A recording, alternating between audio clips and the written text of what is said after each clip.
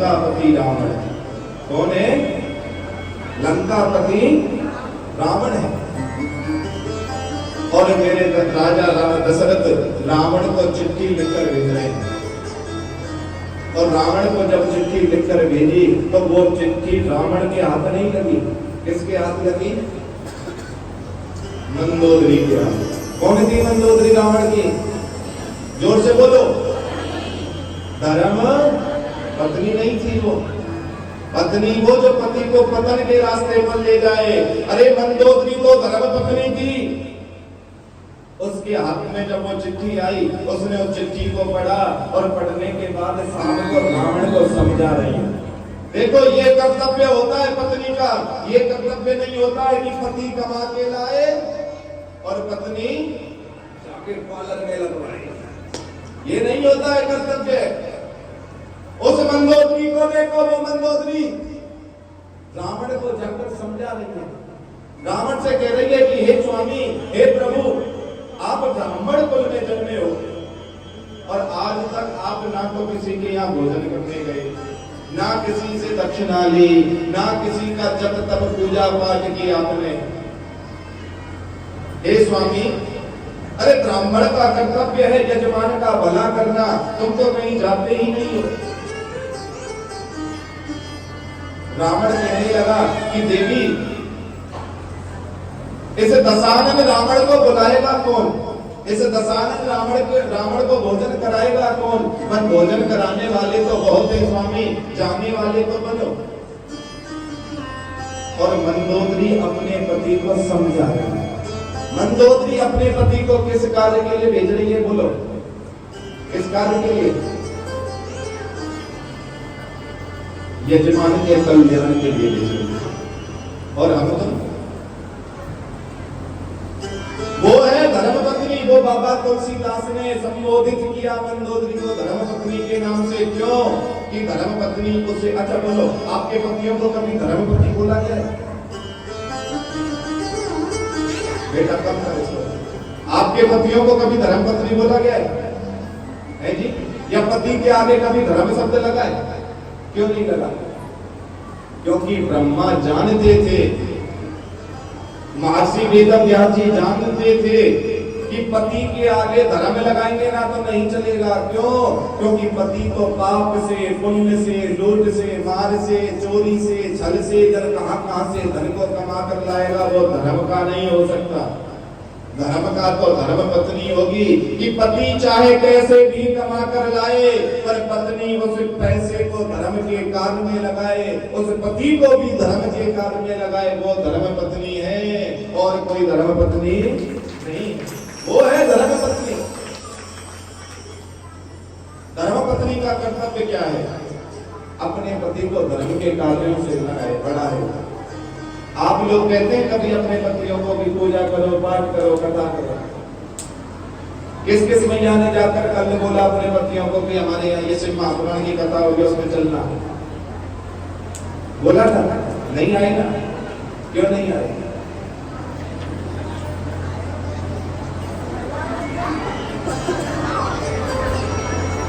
बोलो प्रेम से, हरे हरे हरे हरे।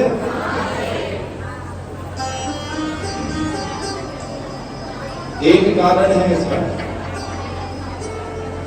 धर्म पत्नी हो आप धर्म पत्नी बनना चाहते हो अपने पति की, या पत्नी रहना चाहते हो? है जी, धर्म पत्नी बनना चाहते हो या पत्नी? तो धर्म पत्नी का कार्य क्या है? आपका कर्तव्य बनता है कि आप अपने पति को आज्ञा दें, अब आप अपने पति को बोले कि हमारे यहाँ कथा हो रही है, आप कथा में चलो, जोड़े से बैठकर कथा सुनेंगे। और वो फिर भी नहीं आते ना, तो कुछ मत करना, कुछ नहीं करना है आपको। हापड़ में कथा थी, मैं अपना वो बता रहा हूँ टेक्निकल, आपको कुछ नहीं करना है। हापड़ में कथा चल रही थी बनियों में, और हापड़ में जब कथा चल रही थी तो हमने ऐसे ही धर्म पत्नी की व्याख्या चल रही थी, तो एक मैया बोली कि गुरुजी क्या बताएं, हमारे पति देव हमें बाहर तक छोड़कर चले जाते पर भीतर नहीं आते। मैं मैया चिंता मत कर, तेरे पति जरूर आएंगे तेरे दिन भीतर। बोले क्या करो? कुछ नहीं करना मैया, अब जो तू यहाँ से कथा सुनकर जाए ना, वो कथा जाके अपने पति को रात को जरूर सुना। पूरी कथा सुना, आज गुरुजी ने ये बोला, आज गुरुजी ने ये बताया। उसने वही जाकर किया। बेचारे 2 बजे से 6 बजे तक यहाँ कथा सुने और 6 बजे के बाद रात को 9 बजे से 12 बजे तक पति को कथा सुना। पति थोड़े बहुत सोए भी तो तुरंत जगा दे और ना कि और सुनो, ना कि और सुनो। 2 दिन उसने ऐसे किया, तीसरे दिन वो आया तो बोला देवी मैं अब दुकान में नहीं जा रहा हूं, मैं तेरे संग कथा सुनूंगा। वो बड़ी प्रसन्न हुई। अब वो जब कथा हुई, कथा के शाम को 6 बजे हम उतर कर जाने लगे, वो हाथ पकड़ कर लेकर आई, बोले गुरुजी ये हैं हमारे पति देव, देखो आपके मेरे पास ये आ गए। मैंने बोला आज कैसे समय मिल गया? बोला गुरुजी क्या बताऊं, समय ना मिले तो मुझे निकालना पड़ा।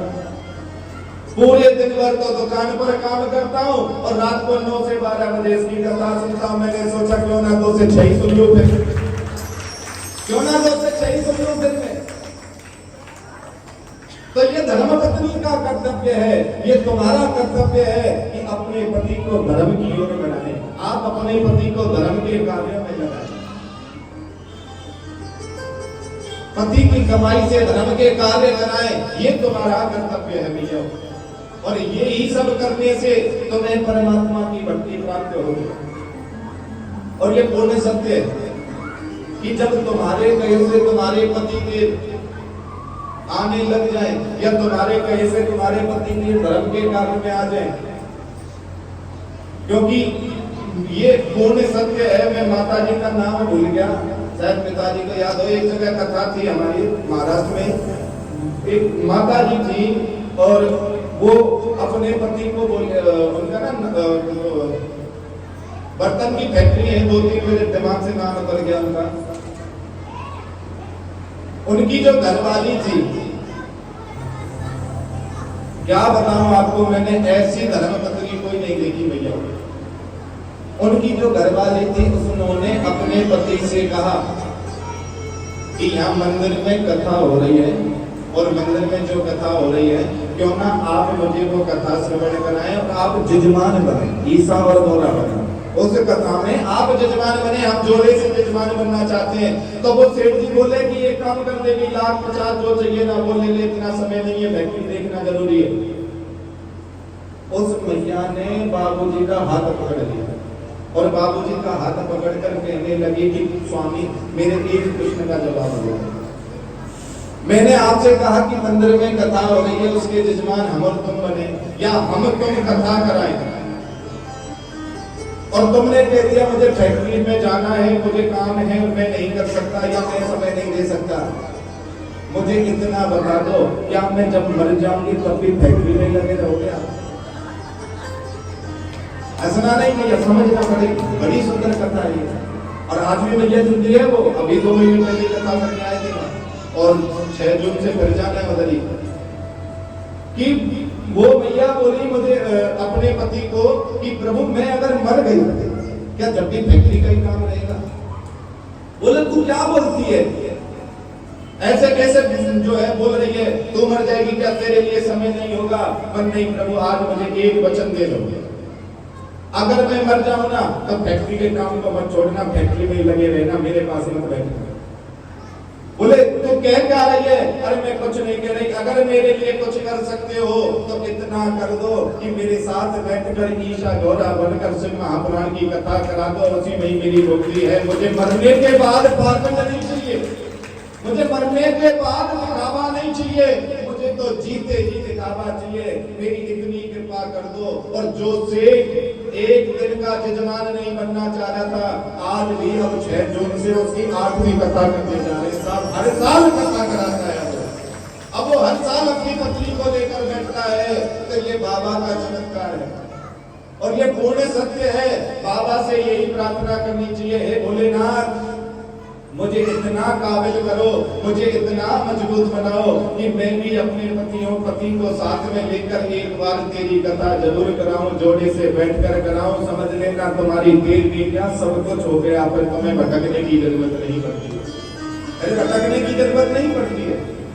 बाबा से कहो कि हे भोलेनाथ, हे आसेश्वर महादेव, ऐसी कृपा हो जाए कि मेरा पति भी ईसा गौरा के रूप में यहाँ आकर बैठे और पूरी तुम्हारी जोड़े से कथा सुन ले। उस दिन समझ लेना जीजियो कि तुम वास्तव में धर्म पत्नी हो, नहीं तो तब तक तुम कौन हो? उससे पहले कौन हो?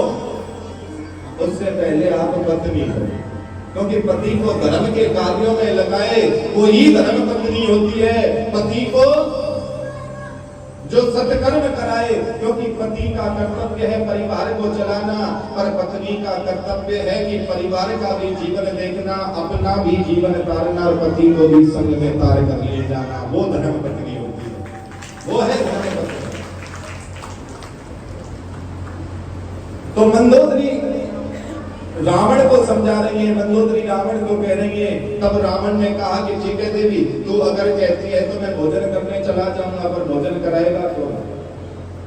तब उन्होंने वो चिट्ठी दी कि भोजन कराने वाला अयोध्या में राजा दशरथ, और राजा दशरथ के यहाँ रावण भोजन करने आ रहे हैं। राजा दशरथ के यहाँ रावण जब भोजन करने लिए चले तो सबसे पहले रावण ने अपने सिर का ताज उतार कर रखा। क्यों रखा? क्योंकि रावण जानता था ये जो मेरा मुकुट है ना, ये अहंकार का प्रतीक है, अभिमान का प्रतीक है, और इस मुकुट को पहनकर गया तो मुझे मेरे राम के दर्शन, क्योंकि अहंकार में भगवान नहीं मिलते, अभिमान में मेरे गोविंद मेरा बाबा नहीं मिलता है। अहंकार में तीन गए, धन वैभव और वंश, और ना मानो तो देख लो रावण कौरव कंस। इधर से रावण अयोध्या आया, और रावण जब अयोध्या आया तो आज दशरथ जी जो है रावण की पूजा कर रहे हैं। रावण की पूजा कर रहे हैं दशरथ जी, रावण के चरणों को पखार रहे हैं। ऊपर से मेरे राम रघुवर देख रहे हैं और मनी मन संकल्प ले रहे हैं कि मेरे पिताजी जिस पंडित के पैर धो रहे हैं ना, उस पंडित के पैर में भी जीवन में एक बार जरूर धो, क्योंकि तुम सुधरोगे तो जग सुधरेगा, तुम बदलोगे तो ये जग बदलेगा। तुम चाहते हो ना तुम्हारे बच्चे सत्कर्म करें, तुम चाहते हो तुम्हारे बच्चे तुम्हें सुख दें। कौन कौन चाहता है बच्चे हमें सुख दें, हमारी सेवा करें? कौन कौन चाहता है? नीचे कर दो। और जो नहीं चाहते वो करना खड़े। नहीं चाहते आप बच्चे सुख दिए, नहीं चाहते भैया, तो बाबा ने जटा वैसे ही थोड़े बढ़ा रखी है। कोई तो चमत्कार करेंगे ही, हाथों करो तुम, कोई चमत्कार तो कुछ करके ही देंगे तुम्हें। बोलो कौन कौन चाहता है बच्चे हमें सुखी रखें, हमारी सेवा करें? नीचे करते। अगर जीजियो आप सब चाहते हो ना हमारी संतान हमें सुख दे, हमारी संतान हमें हमारी सेवा करे, उसके लिए तुम्हें पहले राजा दशरथ और कौशल्या बनना पड़ा। तुम कहीं सोचो कि मैं रावण बनकर सोचूं कि मेरा राम मेरी सेवा करे, सेवा नहीं, वो वाणी चलाएगा फिर। ये देख लेना, वो वाणी चलाएगा फिर, वो सेवा नहीं करेगा कभी भी। उसके लिए तुम्हें दशरथ और कौशल्या बनना पड़ेगा। बच्चे हमारे जीवन में कार्बन कॉपी होते हैं वीडियो, कार्बन कॉपी समझते हैं ना, जैसा तुम करोगे वैसा बच्चा करेगा। एक जगह कथा चल रही थी, हमारी कथा चल रही थी, तो जैसे ही शाम को कथा से भरी हुए, कथा से भरी होते ही एक सेठ जी आए और अपने बच्चे को कह रहे हैं गुरुजी के पैर छू। क्या बोल रहे हैं? गुरुजी के पैर छू। और बच्चा क्रोध में कह रहा है मुंह मैं नहीं छूता। वो बार बार कह रहे हैं गुरुजी के पैर छू, बच्चा कह रहा है मैं नहीं छूता। सेठ जी को आया गुस्सा, एक ही लपाटा मारा खींच के, बच्चा रोने लग गया पर पैर नहीं छू रहा है। सेठानी पहुंच गई, सेठानी बोली अरे तुझे पापा बोल रहे हैं गुरुजी के पैर क्यों नहीं छूता? बोला मैं नहीं छूऊंगा। इतनी देर में मेरी निगाह चली गई उनकी ओर, मैं गया जाकर सेठ जी का कान पकड़ा, मैंने कहा सेठ पहले तू छू। और जैसे ही सेठ ने पैर छुए तो बच्चा पूरा लेट कर छूने लगा। अरे तू सुधरेगा तब तेरी बच्चे सुधरेंगे, नहीं तो नहीं सुधरेंगे। अरे तू तो छू नहीं रहा तो तेरे बच्चे क्या छुएंगे? इसीलिए कहता हूं जो तुम करोगे वो ही बच्चा करेगा, और बच्चा अगर जब करेगा तो तुम्हें कभी दुखी नहीं रखेगा। तुम किसी का बुरा मत सोचो, तुम किसी को बुरा मत कहो, तुम क्रोध मत करो, तुम गंदा मत बोलो। तो बच्चा भी कभी गंदा नहीं बोलेगा, ना क्रोध करेगा। और तुम अगर क्रोध करोगे, तुम गंदा बोलोगे, तुम उल्टा सीधा कहोगे, तो एक ना एक दिन बच्चे भी तुमसे यही बोलेंगे, क्योंकि ये कर्म का भोग है, भोगना ये कर्म का भोग है, ये भोगना पड़ता है। इसलिए मैंने बच्चों को सत्कर्म दो। मेरे राम जी ने ये संकल्प लिया, तो मेरे राम जी ने भी उस रावण के चरण धोए। आपने कथा सुनी हो तो रामेश्वर की स्थापना की थी लंका पर चढ़ाई करने के लिए। हनुमान जी को बोला, भाई कोई ब्राह्मण बुला कर लाओ ना जो रामेश्वर की स्थापना कर सके। और रामेश्वर की स्थापना के लिए हनुमान जी रावण को लेकर आए। और रावण को जब हनुमान जी लेकर आए, तो हनुमान जी जब रावण को लेकर आए, तो मेरे राम जी सबसे पहले रावण के चरण धो रहे हैं। क्या कर रहे हैं? चरण धो रहे हैं। और रावण ने जब रामेश्वर भगवान की स्थापना करा दी, स्थापना कराने के बाद में राम जी ने चरण छूकर आशीर्वाद लिया, तो रावण कौन सा आशीर्वाद दे रहे हैं? विजयी भव। कौन सा? हनुमान जी ने रावण में कौनी मारी। अरे रावण, अभी तो लंका पर चढ़ाई भी नहीं, उससे पहले ही हार गया, पहले ही विजय का आशीर्वाद दे दिया तूने। तब हनुमान जी का हाथ पकड़कर रावण कहने लगा, अरे हनुमान, मैं यहाँ एक ब्राह्मण बनकर आया हूँ, और ब्राह्मण का कर्तव्य है अपने यजमान का कल्याण करना, अपने यजमान का उद्धार करना, अपने यजमान की हर समस्याओं से उसे पार निकालना। तो मेरा राम अभी यजमान है, इसलिए मैंने इसे आशीर्वाद दिया, विजयी भव। और जब मैं लंका में पहुंच जाऊंगा, लंका का राजा बन जाऊंगा, तो इस राम से युद्ध करूंगा, और इसी के राम के हाथ ही मर जाऊंगा, इसी राम के हाथ मर जाऊंगा। तो ऐसे है मेरे, ऐसी सुंदर सुंदर कथा है मेरे राम की। बाबा भोलेनाथ ने जो रामचरित्र की मानस की रचना की, उस रामचरित्र की मानस का ये बड़ा सुंदर प्रसंग है। और रावण को भोजन कराया, तो रावण को जब भोजन कराया, तो भोजन में राम जी, राजा दशरथ ने रावण से पूछा, भोजन के बाद में क्या दक्षिणा दी जाए? तो देखो रावण दक्षिणा में भी क्या मांग रहे हैं। रावण कह रहे हैं कि मुझे दक्षिणा कुछ नहीं, मुझे दक्षिणा तुम्हारी सीता से चाहिए। किससे चाहिए? सीता माता आई, सीता माता ने बोला, बताओ रावण क्या चाहिए? बोले, मुझे देवी कुछ नहीं चाहिए, मुझे तो मेरी मोक्ष चाहिए, मुझे मेरी मुक्ति चाहिए, और कुछ नहीं चाहिए। सीता माँ ने कहा कि रावण, मैं तुझे मोक्ष नहीं दे सकती, मैं तुझे मुक्ति नहीं दे सकती। क्यों? क्योंकि अगर तू जनकपुर में आता, तो मैं वहां पर अपने घर में थी, मैं वहां पर अपने पिता के पास थी, मेरे घर की राज्य में थी। आज मैं दूसरे के घर की बहू बनकर आई हूँ, यहाँ मेरा वादा नहीं चलेगा, पहले मैं राम से पूछ कर आऊंगी। और सीता माँ राम जी के पास में गई। राम जी ने कहा कि सीता जा, रावण को मुक्ति दे दे, मोक्ष दे दे। सीता माँ ने कहा, देख लो, सोच लो, क्योंकि मुक्ति और मोक्ष देने के लिए पहले भक्ति को लंका में जाना पड़ेगा, और भक्ति लंका में जाएगी तब रावण को मोक्ष मिलेगा, मुक्ति मिलेगी। राम जी बोले, कोई बात नहीं, भक्ति को लंका में पहुंचा देंगे। फिर सीता बोली, प्रभु सोच लो, भक्ति कोई और नहीं, तुम्हारी धर्मपत्नी है, ये भक्ति कोई और नहीं है, ये तुम्हारी धर्मपत्नी है।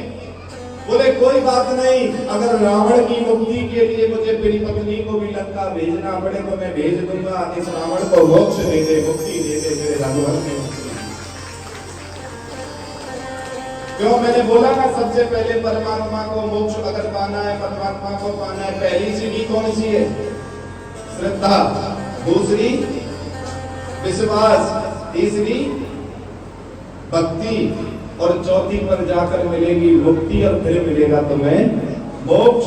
तो मोक्ष और मुक्ति अगर पानी है तो भक्ति की सीढ़ी चढ़ना जरूरी है। तो सीता माँ को इसलिए लंका में जाना पड़ा। और सत्य मानना जीजिए, जब से सीता लंका में गई, पूरी लंका राम ही राम का गुणगान करने लगी लड़की उनको चाहे राम राम राम कहती रही, क्योंकि राम से बड़ा है राम का नाम। और पूरी लंका को मुक्ति और मोक्ष मिल गया। ये है मेरे बाबा भोलेनाथ की रची हुई शिक्षा। ये है राम कथा मेरे बाबा की रची हुई, कि पूरी लंका को, जब तक सीता नहीं गई थी कोई राम को नहीं जानता था। और सीता जिस दिन से अशोक वाटिका में गई, पूरी लंका राम का ही नाम लेती रहती थी। राम आ गया, राम आ गया, राम ने चढ़ाई कर दी, राम ने ये कर दिया, राम का ही नाम गुणगान करती रही। तो पूरे लंका वासियों को मुक्ति मिल गई। प्रेम से बोलो हरे हरे संकट हर। तो ऐसी है राम कथा। और ये राम कथा हो गई, भागवत हो गई, शिव महापुराण हो गई, जानते हो ये कितने कितने प्रकार की है। ये जो हम राम कथा भी सुनते हैं ना, ये राम कथा 18 प्रकार की है। कितने प्रकार की? 18 प्रकार की। और भागवत कथा जो हम सुनते हैं ये 52 प्रकार की है। और शिव महापुराण की कथा 22 प्रकार की है। एक प्रकार की नहीं है शिव महापुराण की। कहीं तुम सोचो कि हमने आज गुरुजी से सुन लिया तो ये 22 प्रकार से है शिव महापुराण की कथा।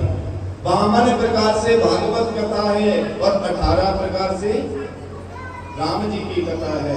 तो ये प्रभु की लीला अपरंपार है। हरि अनंत, हरि कथा अनंता। ये अनंत है, इनका कोई अंत नहीं होता है। सारे ग्रंथ अलग अलग आपको ज्ञान देंगे, सारे ग्रंथ आपको अलग अलग मेरे प्रभु की महिमा सिखाते हैं। सारे ग्रंथ आपको अलग अलग ज्ञान देते हैं। इसीलिए शिव महापुराण की कथा कहती है कि बाबा की भक्ति में लीन रहो, बाबा की भक्ति में मगन अवस्था में रहो। जितना हो सके उतना बाबा भोलेनाथ का स्मरण करो, उतना ही मेरे बाबा भोलेनाथ का नाम का जाप करो, तो आपको मुक्ति अवश्य मिल जाएगी। आपका कल्याण जब ही होगा जब मेरा शंकर तुम्हारे पास में होगा, मेरा आशीष और महादेव तुम्हारे साथ होगा। क्योंकि अकाल मृत्यु वो मरे जो काम करे, काल भी उसका क्या बिगाड़े जो भक्त हो महाकाल का। ये बाबा की लीला है। बाबा की भक्ति में लीन रहोगे तो आप खुलकर यमराज से भी लड़ सकते हो। मार्कंडेय ऋषि का नाम सुना होगा, जिन्होंने महामृत्युंजय मंत्र का निर्माण किया, जिसकी उम्र मात्र 12 साल की बताई गई। और मेरे शंकर ने आकर उसी की रक्षा करी, उसका काल कुछ नहीं बिगाड़ पाया। कि काल क्या करेगा महाकाल के आगे, कर लूंगा दो हाथ उसे काल के आगे, कर लूंगा दो हाथ उसे काल के आगे। काल क्या करेगा महाकाल के आगे, काल क्या करेगा महाकाल के आगे, काल क्या करेगा महाकाल के आगे, काल क्या करेगा महाकाल के आगे। कर लूंगा दो हाथ उसे काल के आगे, कर लूंगा दो हाथ उसे काल के आगे।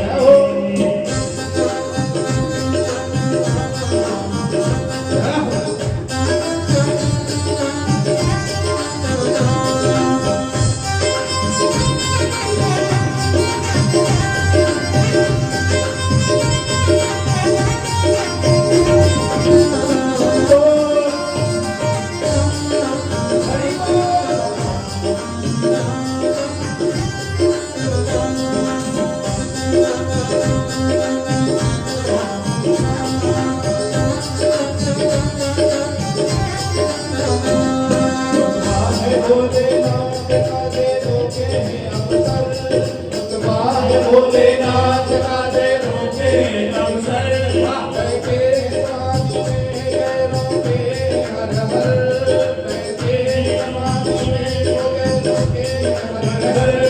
रुतबाह भोलेनाथ का दे रोके अवसर, रुतबाह भोलेनाथ का दे रोके अवसर, बैठे समाधि में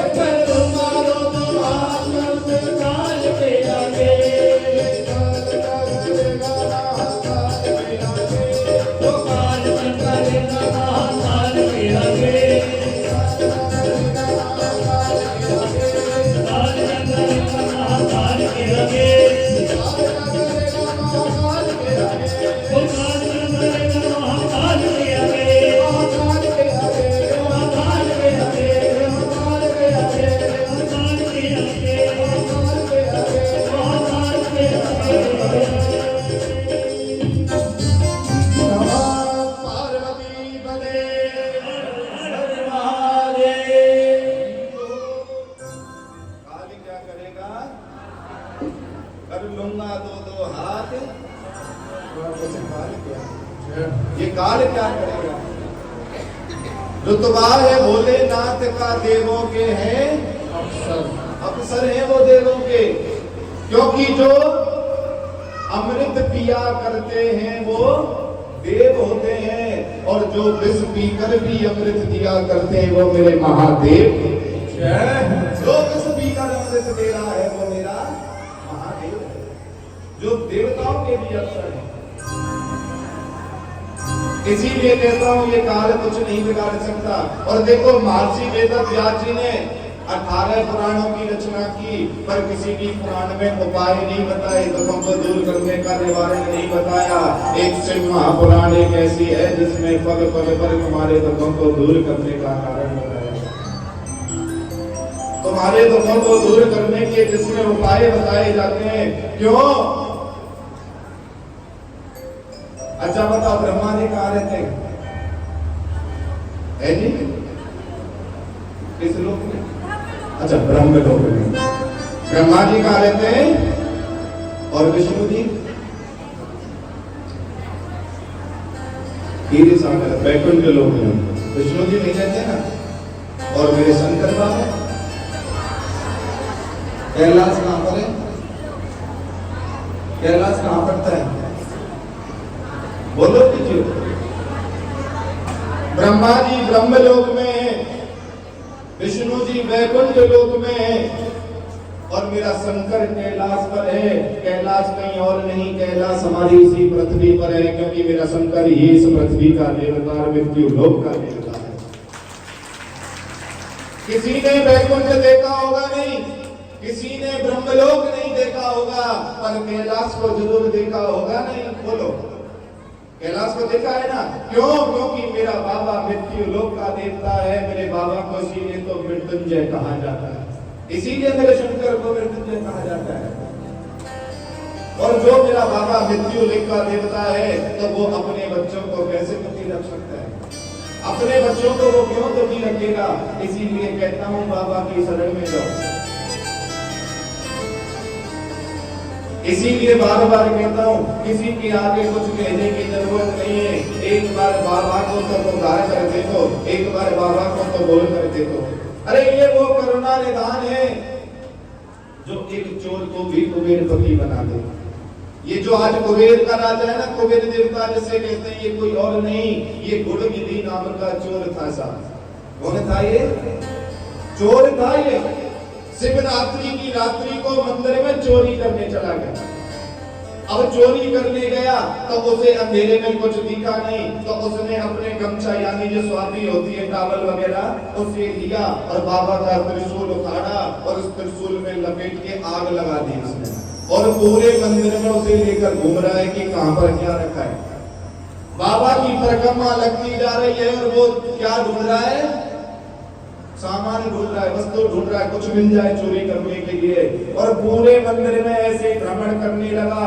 उसने 7 बार भ्रमण किया। 8वीं बार में मेरे बाबा प्रकट हो गए, बोले भगत मांग तुझे क्या चाहिए,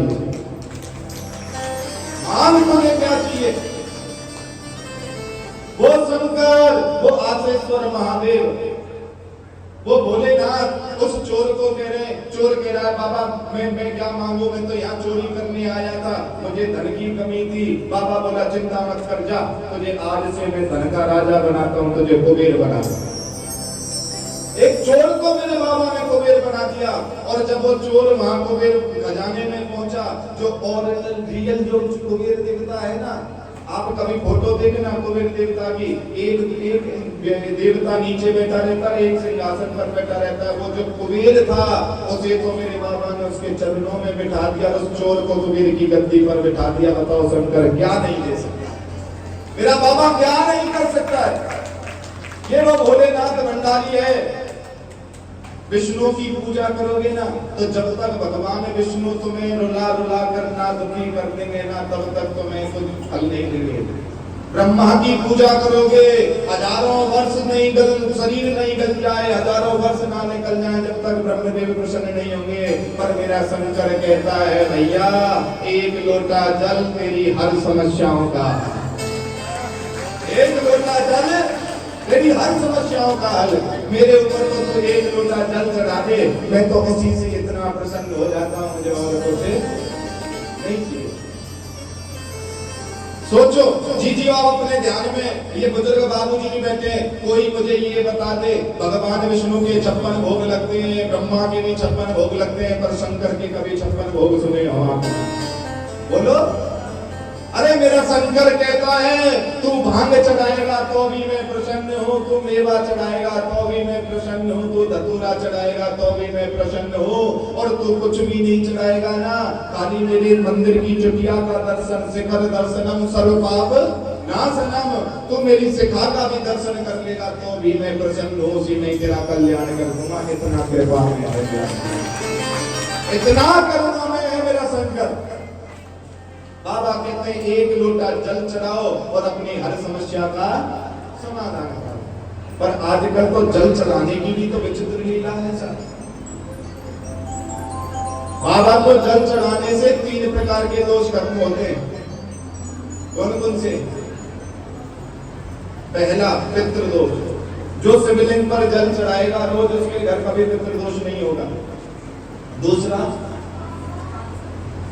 वास्तु दोष, कि घर का वास्तु दोष कर रहा है। तीसरा काल सर्प दोष, तीसरा होता है काल सर्प दोष। ये 3 प्रकार के दोष खत्म होते हैं, पर कब? जब शिव महापुराण की कथा जो कहती है उस तरह जल चढ़ाने से। आजकल जल चढ़ाने का विचित्र नियम है, मैया घर से आएगी, एक दलिया लेकर चलेगी, बस उसमें थोड़ी सी डोली होगी, 4 चावल होंगे, 4 चनौरी या मिश्री के दाने होंगे, 1 माचिस होगी, 1 रुई की बत्ती होगी और धूपबत्ती होगी। यही होता है ना। तो यहाँ मंदिर में आएगी, मंदिर में आने के बाद उसे साइड में रखेगी या कहीं रख देगी, मंदिर का लोटा उठाएगी, मंदिर की टूटी से पानी भरेगी, कहेगी ले अब दे दिया बोला करते हैं नहीं? पर तेरा तुझको अर्पण क्या लागे, क्या पाखंड रखते हैं हम। जीजियो मंदिर का लोटा लेकर, मंदिर का पानी लेकर, तुम सोचो मैंने शंकर पे जल चढ़ा दिया ना, नहीं माना जाए। क्यों? क्योंकि जिसने लोटे का दान किया था तुम्हारे जड़े हुए जल का जो फल है वो ले गया। जिसने मंदिर में वो टूटी लगवाई या समरसेबल लगवाया वो तुम्हारे जल के चढ़े हुए फल को ले गया। कोई पागल थोड़े जो मंदिर में दान पुण्य करता है, वो दान पुण्य इसीलिए तो करता है कि ये प्रयोग में आएगा, इसका फल मुझे मिल जाएगा। शंकर पर अगर जल चढ़ाना है तो वो जल घर से लेकर चलना चाहिए, मंदिर का जल लेकर नहीं चढ़ाना कभी भी। मंदिर का लेकर जल चढ़ाओगे कोई लाभ नहीं मिलेगा। शंकर बाबा को जल चढ़ाना है तो घर के पात्र में से पानी लो, क्योंकि जब घर के मटके, क्योंकि आपने बुजुर्ग मैया बैठी होंगी जहाँ पानी रखा रहता था, ये जो घर के मटके थे क्या बोलते थे मैया? ये पितरों का पानी है, पितर है यहाँ। जहाँ घर में पानी होता है वहाँ हमारे पितर वास करते हैं। जब घर के मटके से तुम पानी लोगे तो सबसे पहला कौन सा दोष खत्म हुआ? पितृ दोष खत्म हुआ। और वही जल जब घर में घूमकर लेकर चलोगे तो दूसरा वास्तु दोष खत्म हुआ। और जब वही जल मेरे बाबा पर चढ़ेगा तो तुम्हारा काल सर्प दोष भी खत्म हो जाएगा। ऐसे मेरे बाबा प्रसन्न, इस तरह से मेरे बाबा रिश्ते हैं। और जब इस तरह से आप जल चढ़ाओगे तो बाबा बड़े प्रसन्न होते हैं। बाबा आपकी हर मनोकामना को पूर्ण करते हैं। इसीलिए कहता हूं एक लोटा जल हर समस्या का हल। और हर दिन जल चढ़ाने का अलग अलग फर्क है। आप अगर रविवार के दिन जल चढ़ाते हो तो